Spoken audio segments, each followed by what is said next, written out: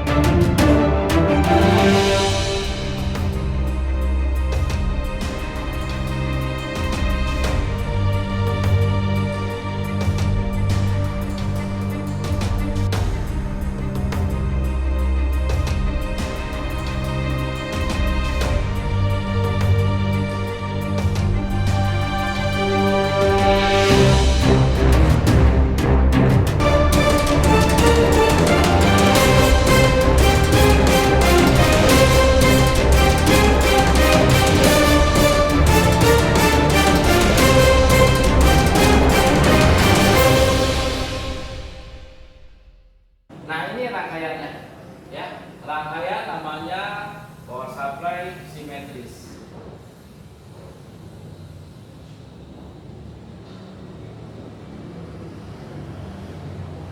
Ya, ini adalah sebuah trafo inti besi ya, yang nantinya masuk ke jala-jala listrik.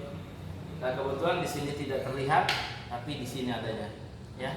Ini trafonya ya, dihubungkan ke jala-jala listrik.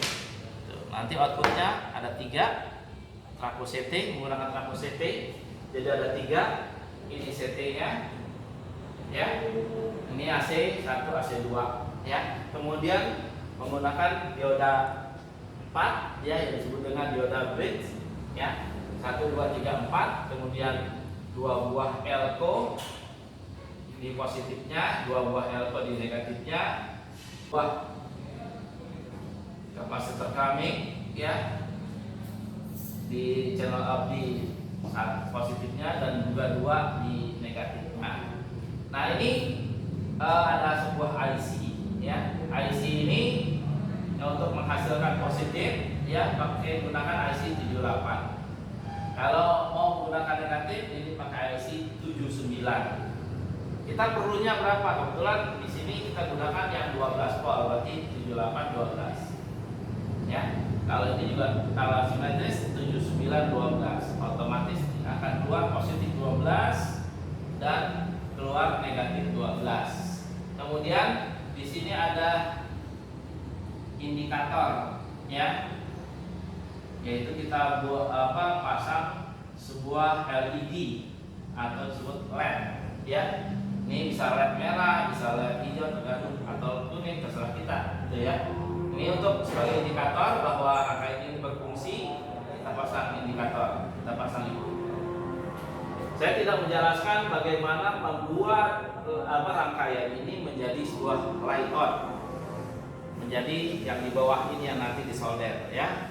Nanti mungkin di konten berikutnya akan saya jelaskan ya. Ini kita harus buat rangkaian ini menjadi jalur seperti ini. sudah jadi seperti ini, kita siapkan komponennya, kita masukkan sesuai dengan tata letaknya, ya.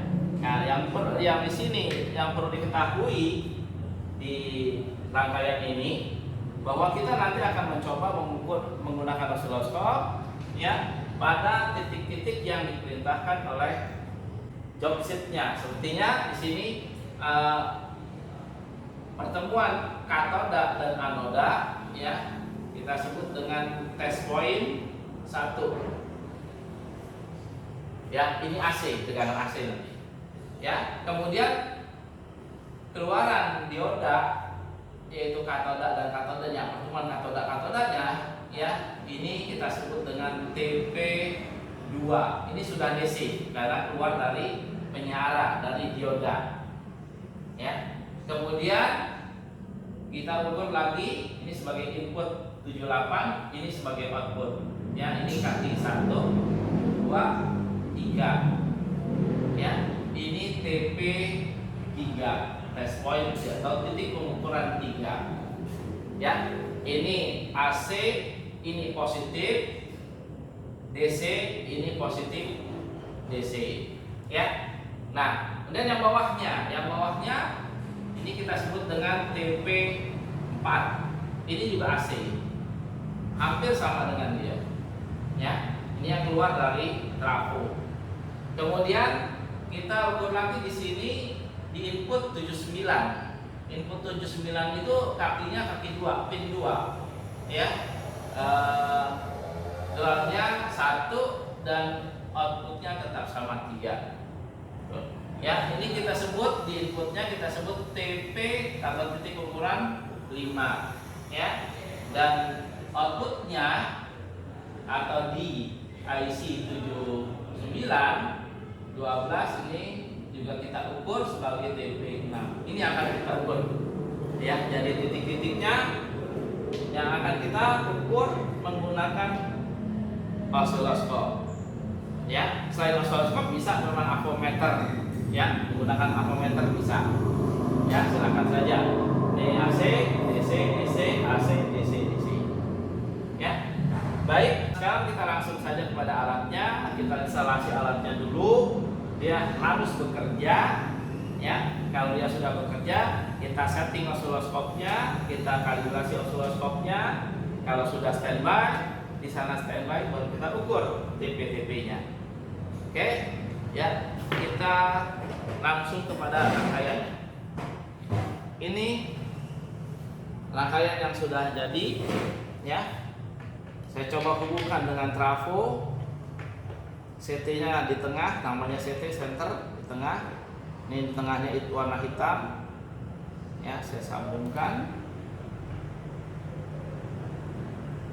Kemudian ini juga saya sambungkan. Bebas. Yang satunya bebas, ya, boleh di sana, boleh di sini, ya. Ini, ya. Nah, ini sudah terangkai, ya. Nah, ini kita harus hati-hati karena ini tidak boleh hubung singkat. Kalau ini hubung singkat akan terjadi percikan api dan bisa ini membuat panas dan ini akan membuat rusak, ya. Misalnya kita minta tolong tang potong, ya, untuk menjaga tidak bergerak ke kanan kiri atau menyentuh yang lain. Kita coba, ini yang bagus harus LED-nya nyala. Nah, ini LED-nya sudah nyala. Ya, ini berarti rangkaiannya sudah bagus, ya, untuk dipandang, ya. Tapi benar bagus nggak? Kita harus ukur. Nah, kita siapkan juga osiloskop. Ya, ini osiloskop sudah saya siapkan, hanya satu channel yang saya gunakan karena nggak perlu banyak-banyak, ya, satu saja cukup. Channel 1 kita hidupkan, powernya kita lihat, sinyalnya kalau sudah keluar. Nah, ini sinyalnya sudah keluar, terkalibrasi atau tidak. Kita lihat ini 2 volt peak to peak, maka ini tingginya harus dikalikan dengan ini, hasilnya 2.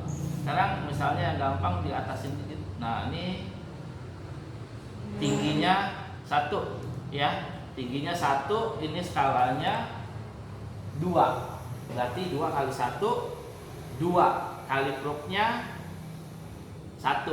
Jadi 1 kali 2 kali 1, 2. Berarti sudah terkalibrasi. Ya, ini kebetulan bergerak.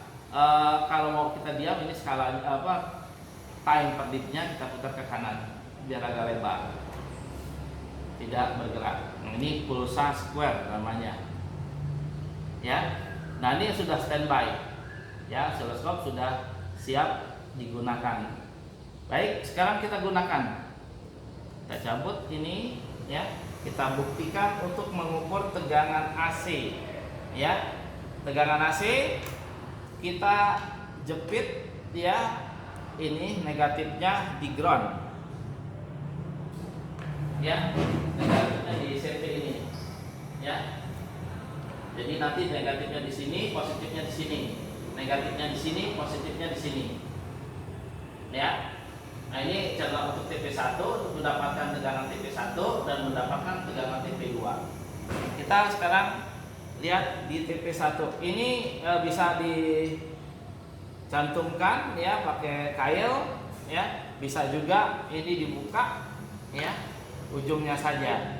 Kebetulan di sini TP-nya tidak terlihat. Kita langsung ke titik inputnya, yaitu di terminal input.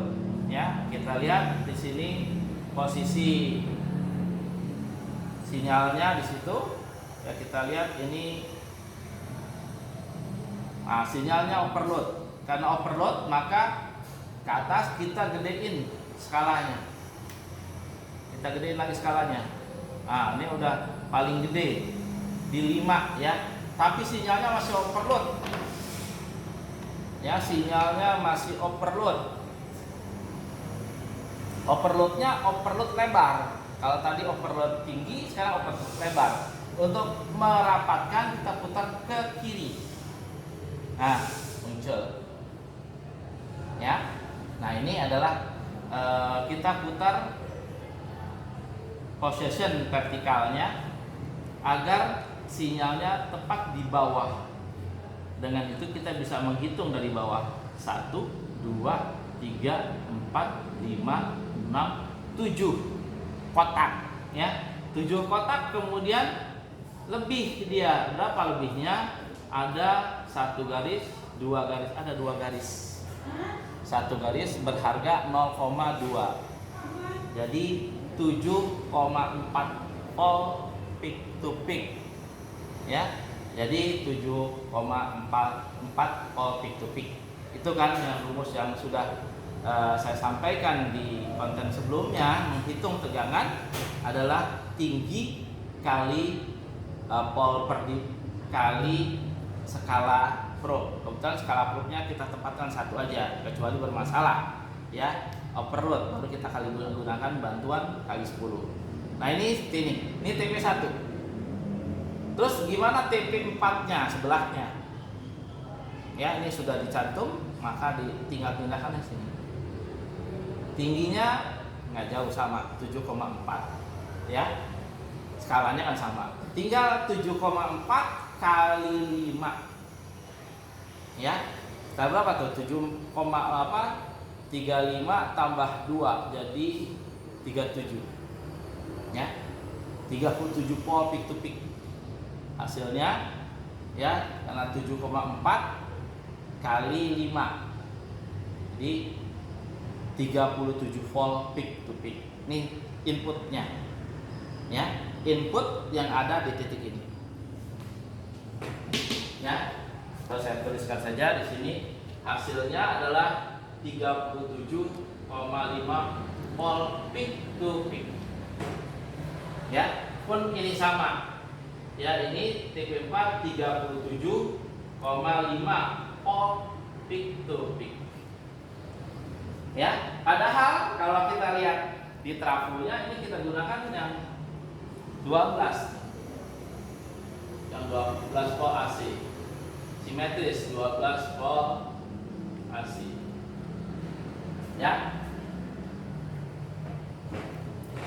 Lanjut kita ukur tegangan di TP 2, 3, 5, dan 6.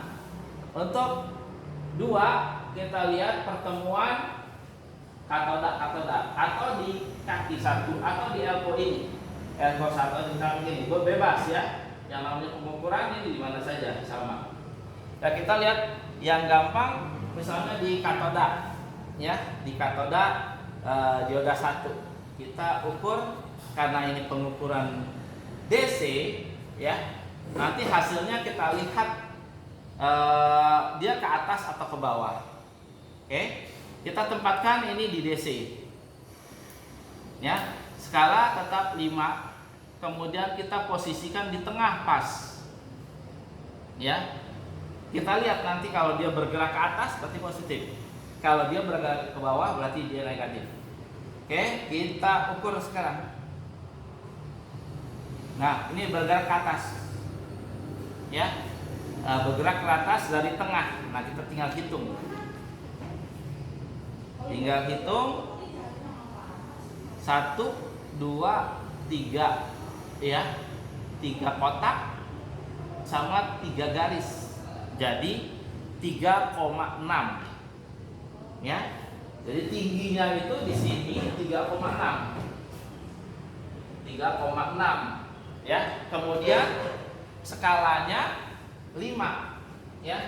Dikali 5. Hasilnya 18 all peak to peak.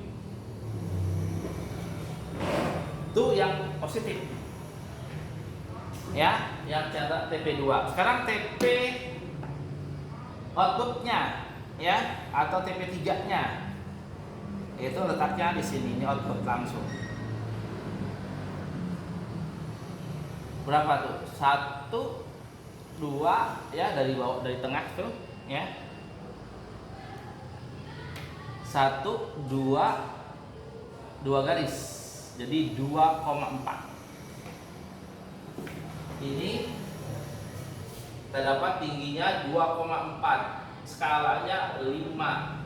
Berarti ini adalah 12 volt.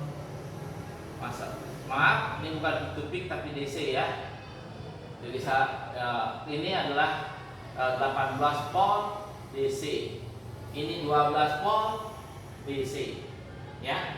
Kalau peak to peak itu untuk AC ya. Dan AC itu bergelombang, kalau DC garis ya. Kemudian TP5-nya, TP5 itu di kaki pertemuan anoda ya. Ini TP5 boleh di sini ya, boleh di IC ya, kaki 2-nya boleh di elko ini ya. Nanti kita tahu letaknya di mana. Sekarang kita di anodanya aja deh ya, anodanya. Nah, salah satu, nah dia ke bawah tuh ya. Dari tengah kita ukur lari ke bawah. Berarti ini negatif. Ya. Berapa itu? Tinggal kita hitung. Berapa sih ke bawahnya? Dari atas tengah 1, 2, 3 3 garis. Jadi 3,6 sama ya, 3,6 kali 5 berarti berapa? 15 tambah 3, 18 volt DC juga ya, volt DC. Selanjutnya pada TP6-nya, TP6-nya sini ke bawah juga ya, lebih kecil, dia 2,6 ya, 2 garis 3 garis, 2 kotak 3 garis, 1 garis 0,2. Jadi ini 2,3 garis ya, 2,6 kali 5 juga. Jadi hasilnya 13 volt DC ya, 13 volt DC. Nah, inilah hasilnya nanti ya. Nah, ini standby kita gunakan kalau kita perlu supply atau tegangan 12 volt DC bisa gunakan rangkaian ini ya, yang positifnya. Kita perlu 2 minus, ini minus ya. Tinggal tambahin minus, ini minus karena ke bawah larinya tadi. Ini minus. Yang tadi ini plus. Ini minus. Jadi di sini keluarnya 13 volt DC. Ini keluarannya positif 12 volt DC. Ya, tidak simetris. Nyataannya memang rangkaiannya seperti ini, ya. Jangan kita paksa. Kalau yang bagus memang harusnya pas 12 sama 12. Nyataannya ya tidak sama. Nah, seperti itu. Jadi menggunakan osiloskopnya.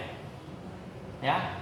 Jadi sudah kita buktikan bahwa osiloskop ini bisa digunakan untuk mengukur tegangan DC maupun tegangan AC. Tegangan DC memang tidak punya frekuensi, artinya frekuensinya 0. Tapi tegangan AC ada frekuensinya, bisa kita hitung. Caranya sudah saya sampaikan di sebelumnya, ya. Nah, rangkaian yang dibuat seperti ini berarti dia sukses, berarti dia jadi, ya.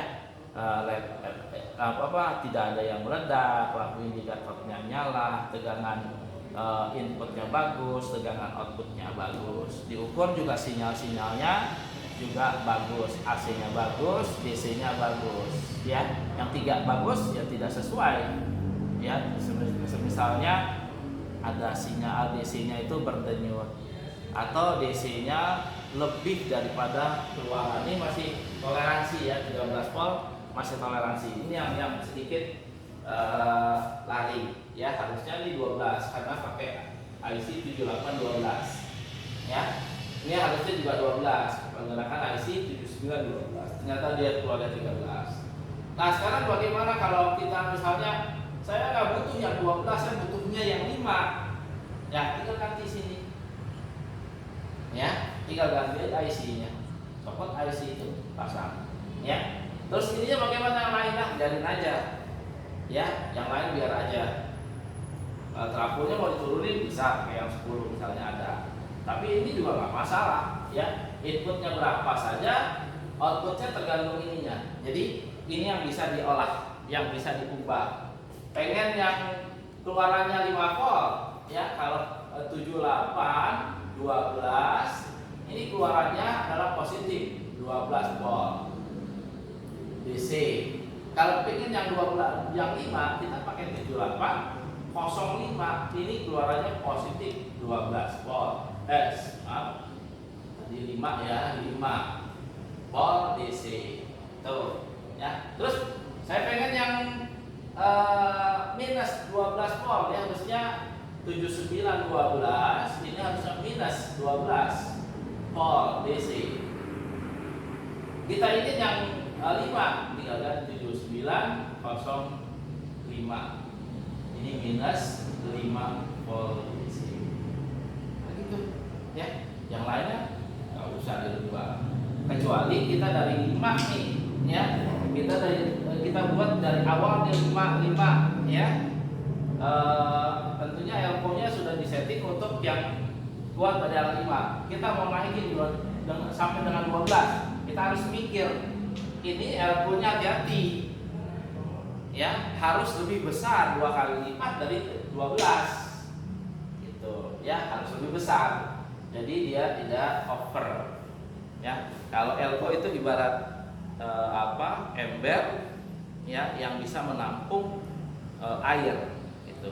Jadi berapa air yang bisa dia tampung ya sesuai dengan yang tertulis berapa volt. Misalnya 25 volt ya 25 volt, 50 12 16 ya 16 gitu pakai. Kalau kita misalnya di sini kita menggunakan yang 16, ini nggak bisa gunakan nih yang 12 ya, saya jebol nanti ya.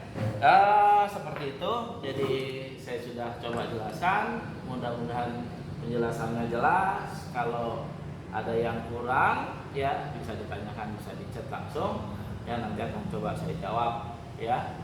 Seperti itu dari saya. Jangan lupa untuk subscribe ya, dan like dan komennya saya tunggu ya. Itu saya cukupkan demikian, lebih kurangnya mohon maaf. Assalamualaikum warahmatullahi wabarakatuh.